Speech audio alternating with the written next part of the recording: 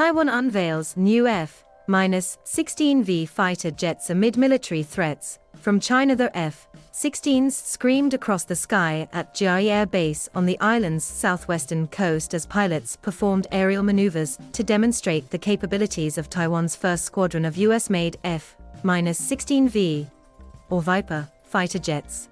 The planes were upgraded from older F-16A divided by B fighter jets, originally acquired by Taiwan in the 1990s, and are equipped with advanced radar systems and new mission computers, according to the official Central News Agency. The island has plans to upgrade 141 fighters to the newer version by 2023, it added. That upgrade has already been done to more than 60 F-16s, Vice Defense Minister Wang Hinlung told Taiwan's parliament on Wednesday. Taiwan has also purchased 66 new F-16Vs from manufacturer Lockheed Martin in the United States, and delivery is expected to start in 2023, CNA reported. More than 24 of the F-16Vs were on display at the Chiayi base on Thursday. During the commissioning ceremony, Taiwanese President Tsai Ing-wen said the formation of a new F-16V combat wing has demonstrated the deepening friendship between the island and the U.S. The Lockheed Martin team has provided us with a lot of assistance in completing the upgrade, she said. This not only signals the further progress of Taiwan-U.S. friendship, but also represents a firm commitment to Taiwan-U.S. relations. Beijing's ruling Communist Party has been stepping up its military pressure on Taiwan, including sending 150 warplanes near the island in just 5 days in October, prompting Taipei to issue radio warnings and deploy air defense missile systems to monitor the activity. When the sale of the 66 jets to Taiwan was announced last year, analysts said they would provide a competent aircraft to compete with China's while boosting morale among the island's fighter pilots. This is a very capable aircraft. It's small, it's nimble, it's easy to fly. Pilots love it, Drew Thompson, visiting senior research fellow at the Lee Kuan Yew School of Public Policy at the National University of Singapore, said. He noted the fighter can function in many roles, including launching missiles at ships, taking out enemy radar, as well as in air-to-air confrontations.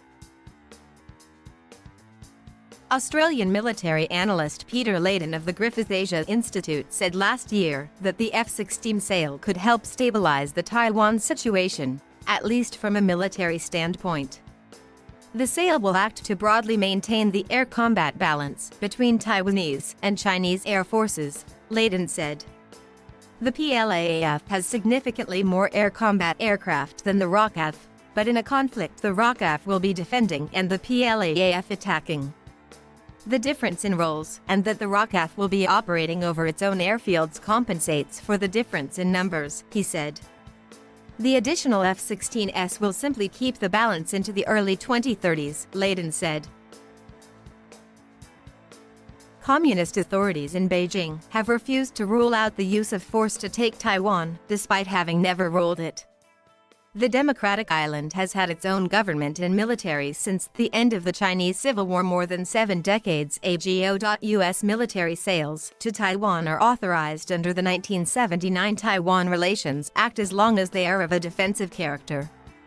The act was signed into law after Washington established diplomatic relations with Beijing with the caveat that Taiwan's future would be determined by peaceful means.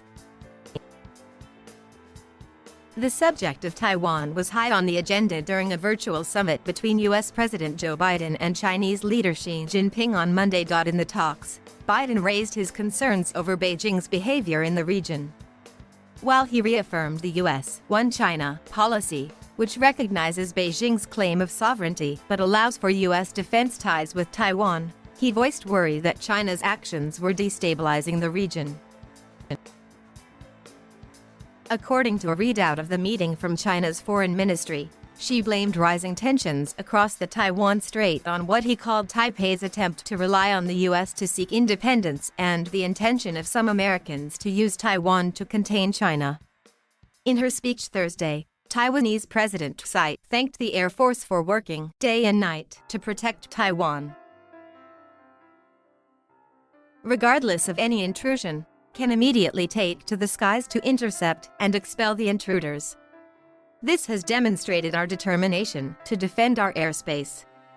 I believe that, as long as we continue to defend our free and democratic values, more countries with similar ideals will stand with us, she added.